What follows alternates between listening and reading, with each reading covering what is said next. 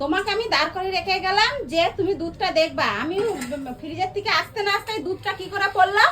আরে বাবা জানো না আজকে কি দিন? আজকে হচ্ছে 23 মানে ভুলে গেল 33 বছর 34 বছর সরি এবু 34 বছর তো 34 বছর মানে হয়তো বিয়ে সম্পূর্ণ হচ্ছে।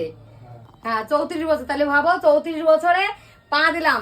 আসলে 34 বছর দেখো দুধটা কিভাবে উতলাচ্ছে। এইটা তো শুভ লক্ষণ। দুধ উতলানো ভালো। যত দুধ উতলাবে মানুষ যখন নতুন বউ আসে তখন তো দুধ উতলানো দেখায়, তাই তো? হ্যাঁ আবার দেখো 34 বছরে সেই দুধ উতলানো, দেখেছো? এরকম করে মিল বন্ধন থাকতে হয়। তোমাদের মতো না যে জিনিস দিতে পারছে না বলে বাবা বাড়ি দৌড় মারলাম।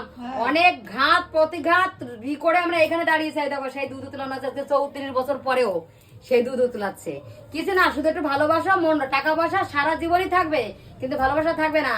ভালোবাসা ধরে রাখতে হয়, ভালোবাসা থাকবে না, বুঝেছো? এরকম জিনিসটা ধরে রাখো, সব উন্নতি হবে।